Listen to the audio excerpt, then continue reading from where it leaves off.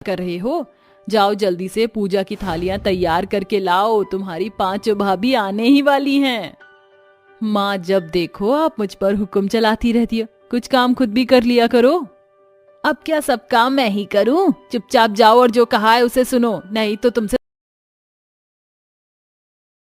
तुम्हारा फोन छीन लूंगी। मीरा के कहने पर रेनू वहाँ से चली जाती है। हे भगवान, ये आजकल के बच्चे पता नहीं आगे जाकर इनका क्या होने वाला है। कुछ ही देर में रेनू मीरा को आरती की थाली तैयार करके ला देती है। तभी घर के दरवाजे की घंटी बजती है। अरे वाह, लगता है मेरी 5 बहू आ गई हैं। मीरा उनका स्वागत करने के लिए दरवाजा खोलती है। उसके सामने उसकी 5 बहू घूंघट करके खड़ी होती हैं, जिन्हें देखकर वो कहती है, अरे इतना लंबा घूंघट करने की क्या जरूरत है? चलो अपना घूंघट उठाओ ताकि मैं तुम 5 की अच्छे से आरती उतार सकूं, क्योंकि बहू घर की लक्ष्मी होती है।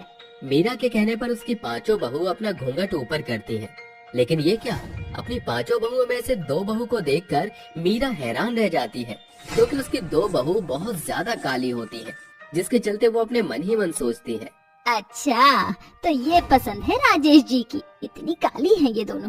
मैंने तो सोचा था कि मेरे 5 बहू बहुत सुंदर होंगी, लेकिन राजेश जी की पसंद इतनी घटिया होगी मैंने सोचा भी नहीं था।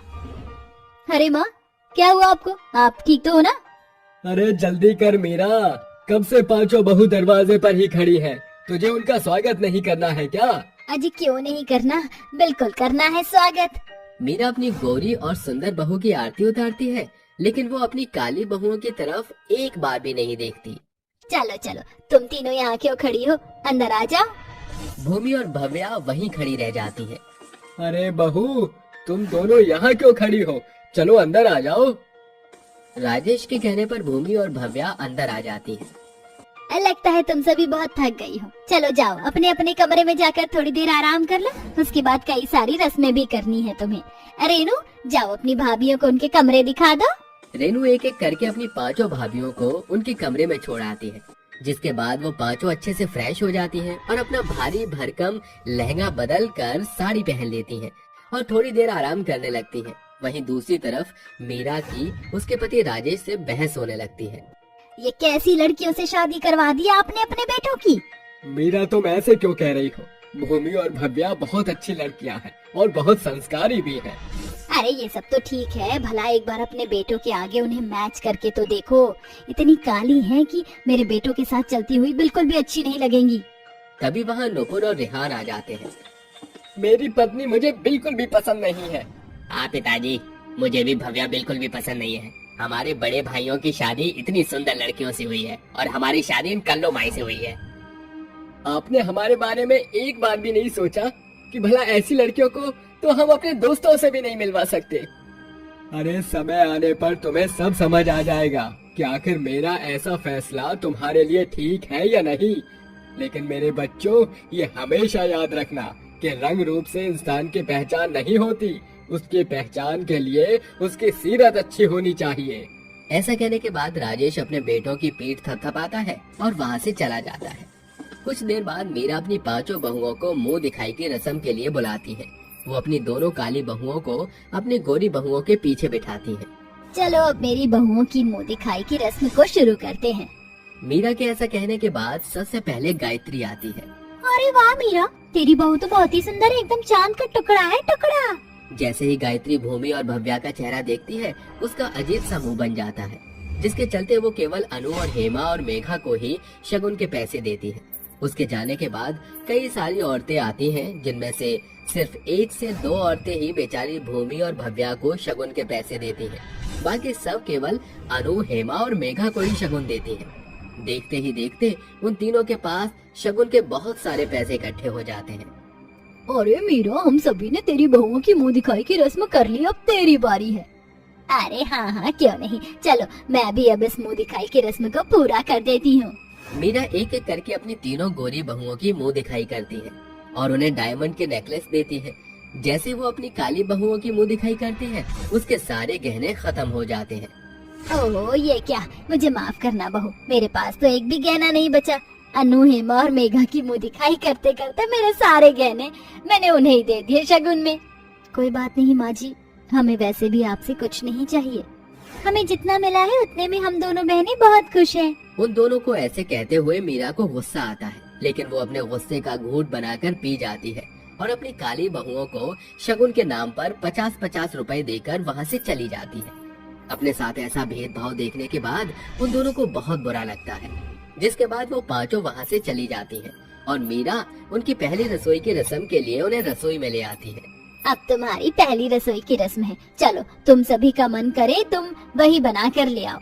मीरा ऐसा कहने के बाद वहाँ से चली जाती है, जिसके बाद उसकी पांचों बहू अपने अपने हाथों से मीठा बनाना शुरू करती हैं। मैं तो खीर बना रही हूँ, इसलिए कोई भी मेरी कॉपी नहीं करेगा। और मैं गुलाब जामुन बना रही हूँ। मुझे तो गाजर का हलवा ही बहुत पसंद है, मैं तो वही बनाऊंगी। अनु, हेमा और मेघा अपनी पहली रसोई की रस्म पर अपनी पसंद की मीठी चीज बनाती है, तो वहीं भूमि और भव्या मीठे में केक बनाती है। पांचों अपने अपने हाथों से मीठे में कुछ बनाने के बाद नाश्ते की टेबल पर ले आती है। अरे वाह, आज तो कई प्रकार की चीजें खाने को मिलेंगी। अरे क्या ये खीर तुमने बनाई है? अगर तुमने बनाई है तो ये बहुत टेस्टी है। अरे वाह हेमा, क्या तुम्हें पता था कि मुझे गुलाब जामुन पसंद है? सच में हेमा, तुमने तो मेरा दिल ही खुश कर दिया। इस गाजर के हलवे में तो बहुत ही स्वादिष्ट खुशबू आ रही है। दक्ष अपनी पत्नी के हाथों से बना हुआ गाजर का हलवा खाता है, जिसका स्वाद उसे बहुत पसंद आता है। वो तीनों भाई अपनी अपनी पत्नियों को महंगे महंगे शगुन के तोहफे देते हैं, जिसके बाद राजेश अपनी काली बहुओं से पूछता है, अरे बहुओं, तुम दोनों ने अपनी पहली रसोई की रस्म में क्या बनाया है? अरे अच्छा होगा इन दोनों के हाथों का खाने से पहले मैं यहाँ से चला जाऊँ। हाँ भाई, इनके काले हाथों का बेस्वाद खाने से अच्छा है कि हम यहाँ से चले जाएं। वो दोनों खाने की टेबल से उठकर जा ही रहे होते हैं कि तभी भूमि और भव्या केक लाते हुए कहती है, happy birthday to you, happy birthday to you, happy birthday dear माँ जी, हैप्पी बर्थडे टू यू। माँ जी, आपके जन्मदिन की आपको हार्दिक शुभकामनाएं। माँ जी, हम सभी की शादी के चलते आप अपना जन्मदिन ही भूल गई, और फिर ये गाजर का हलवा, गुलाब जामुन और खीर तो हम आपको कभी भी बना कर खिला सकते हैं। आज आपका जन्मदिन था, इसलिए हमने मीठे में केक बनाया। अरे देखा मीरा, यहाँ हम में से किसी को भी तुम्हारा ख्याल ही नहीं आया, लेकिन इन दोनों ने तुम्हारे लिए कितनी मेहनत की है। ये सब देखकर मीरा का दिल पिघल जाता है, जिसके चलते वो अपनी काली बहुओं को गले से लगाती है और दोनों को अपने गले से अपना पुश्तैनी हार उतारकर पहना देती है। आज से ये पुश्तैनी हार तुम्हारा, तुम दोनों इसके काबिल हो। वहीं रेहान और नुपुर भी ये सब देखकर खुश होते हैं और अपनी पत्नियों के हाथ का बना हुआ केक शौक से खाते हैं। उस दिन के बाद से भूमि और भव्या के साथ कोई भेदभाव नहीं होता और वो दोनों अपने ससुराल में खुशी खुशी रहने लगते हैं। अरे क्या बताऊं बहन, मैं तो बिल्कुल भी नहीं चाहती कि मेरे छोटे बेटे की बहू भी मेरी बड़ी बहू की तरह आए, बिल्कुल काली और दिखने में बदसूरत। अब ये तो किस्मत की बात है शकुंतला बहन, जो किस्मत में होता है वही मिलता है। हाँ हाँ, अब तुम भी जले पर नमक डाल लो। बहन, तुम ही तो कहती थी कि तुम अपने बेटों के लिए ऐसी बहू लाओगी कि पूरे मोहल्ले में उनकी खूबसूरती का मुकाबला कोई नहीं कर पाएगा। सोचा तो कुछ ऐसा ही था, लेकिन बहन मेरे करम फूट गए जो मैं दहेज के लालच में आ गई। वैसे भी दहेज में भी कुछ नहीं मिला मुझे मेरी काली बहू से। तो नहले पर दहला हो गया शकुंतला बहन। वे दोनों आपस में बातें कर ही रही होती हैं कि तभी वहाँ भूमिका आ जाती है। माँ जी, ये लीजिए चाय। अरे बहू, तूने चाय में इतनी सारी पत्ती क्यों डाली है? चाय बिल्कुल काली हो गई है, जैसे तेरा रंग काला है। माँ जी, अब गोरे और काले लोगों में इतना फर्क क्यों करती हो? भगवान के बनाए हुए दो ही रंग हैं, एक गोरा और एक काला, और दोनों ही अनमोल रंग हैं माँ जी। हाँ हाँ बहू, जा अब घर का काम कर ले, बहुत देर से भाषण देती जा रही है। भूमिका वहाँ से चली जाती है, जिसके बाद वो घर के कामों में लग जाती है। अरे शकुंतला, बहुत हो गई बातें। वैसे मेरी नजर में एक लड़की है जिसकी जोड़ी तेरे छोटे बेटे के साथ बहुत अच्छी लगेगी। अच्छा, अगर ऐसी बात है मरजानिया, तो पहले क्यों नहीं बताया? जल्दी बता, वो सुंदर लड़की आखिर कौन है? अरे उसका नाम गरिमा है और बहुत खूबसूरत भी है। ठीक है बहन, तो तू जल्दी से जा और मेरे बेटे के रिश्ते की बात उस सुंदर लड़की से चला। जितनी जल्दी हो, मैं तो अपने बेटे की शादी करना चाहती हूँ। माला शकुंतला की बात सुनकर अपने घर जाने के लिए निकल जाती है, जिसके कुछ ही दिनों बाद नूपुर का रिश्ता गरिमा से हो जाता है। शादी के बाद शकुंतला गरिमा का गृह प्रवेश करती है।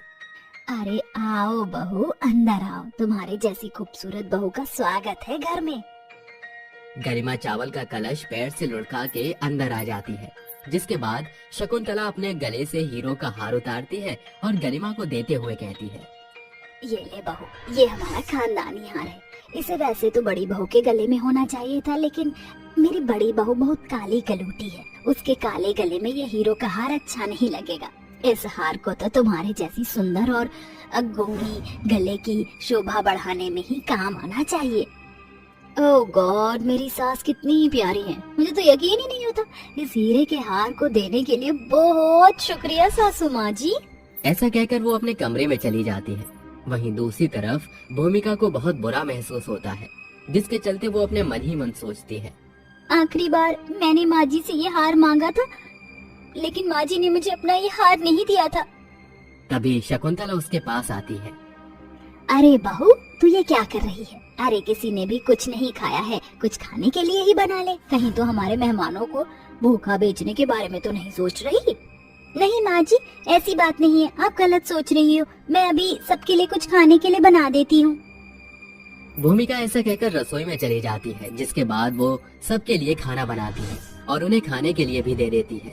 लेकिन नूपुर खाना नहीं खाता और वो अपनी भाभी से कहता है, भाभी जी, मुझे आप मेरा खाना प्लेट में दे दीजिए, क्योंकि मैं अपनी पत्नी गरिमा के साथ खाना कमरे में ही खाऊंगा।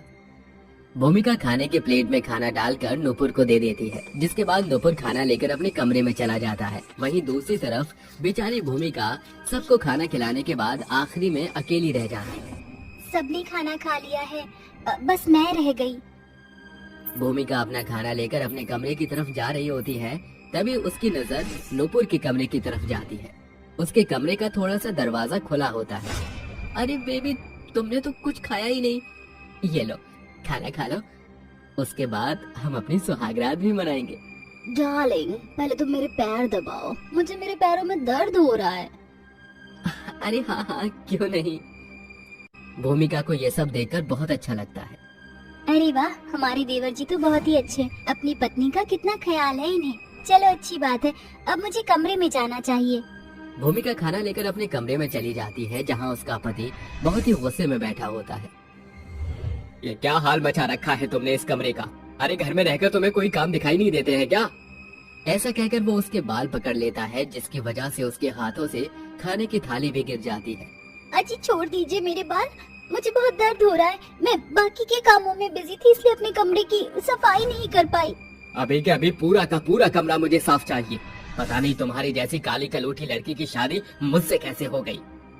मैं पूरा कमरा साफ कर दूंगी, लेकिन आप मेरे बाल छोड़ दीजिए। राजीव उसके बाल छोड़ देता है, जिसके बाद बेचारी भूमिका पूरी रात भर अपने कमरे की साफ सफाई में लगी रहती है और अपनी किस्मत पर रोने लगती है। आखिर क्यों मेरे साथ ऐसा हो रहा है?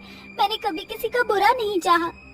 अगले दिन जैसे ही सवेरा होता है, उसकी सास गरिमा की बहुत तारीफ करती है और भूमिका को नजरअंदाज करती है, जिसकी वजह से भूमिका को और भी बुरा लगता है। धीरे धीरे काफी समय निकल जाता है, जिसकी वजह से दिन प्रतिदिन गरिमा बहुत घमंडी हो जाती है। एक दिन वो अपनी सहेलियों को अपने घर बुलाती है और उनके साथ शराब पीने लगती है। अरे जितनी भी पी लूं उतनी ही कम लगती है। तभी वहाँ पर भूमिका आ जाती है। अरे गरिमा, ये क्या हालत बना रखी है तुमने? बस करो, और कितनी शराब पियोगी? दूर रहो, मुझे छूने की कोशिश मत करना अपने इन काले हाथों से। हो गॉड, तुम काली कलूटी उसे अकेला क्यों नहीं छोड़ देती हो? इसकी शक्ल देखते ही उल्टी करने का मन कर रहा है मेरा। जब ये सब शकुंतला देखती है तो उसे बहुत बुरा महसूस होता है। अरे गरिमा बहू, तुमने अपनी ये क्या हालत बना रखी है? ओहो, हमारी पार्टी खराब करने ये बूढ़ी औरत भी यहाँ आ गई। चली जाओ यहाँ से। शकुंतला की आंखों में आंसू आ जाते हैं। माँ जी आप रोइए मत, सब कुछ ठीक हो जाएगा। ये मेरी ही वजह से हुआ है बहू। तुम्हारे काले रंग के पीछे मैंने तुम्हारी भलाई को हमेशा नजरअंदाज किया, लेकिन तुम बहुत अच्छी हो और गरिमा को अपनी खूबसूरती का बहुत घमंड है। अगर मैंने उसे अपने सिर पर नहीं बिठाया होता तो ऐसा कभी नहीं होता। तुम बेशक काली हो, लेकिन तुम्हारा दिल बहुत साफ है बहू। सब कुछ ठीक हो जाएगा माँ जी, बस आपको मेरी बात माननी होगी। अगले दिन से शकुंतला एक सख्त सास बन जाती है और घर के सभी काम गरिमा से करवाना शुरू कर देती है। माँ जी, आप मुझसे काम क्यों करवा रही हो? तमीज से बात करो बहू, ये तुम्हारी जेठानी है। अगर आज के बाद तुमने भूमिका से इस तरह बात की तो मैं हमेशा के लिए तुम्हें यहाँ से तुम्हारे घर भेज दूंगी। उस दिन के बाद से गरिमा बहुत हद तक सुधर जाती है और वो अपनी जेठानी भूमिका के साथ अच्छे से बर्ताव करने लगती है। देखते ही देखते शकुंतला की वजह से अब भूमिका की इज्जत उसका पति और घर के बाकी सदस्य भी करने लगते हैं। ये सब देखकर भूमिका बहुत खुश होती है और अपने जीवन में खुशी खुशी रहने लगती है।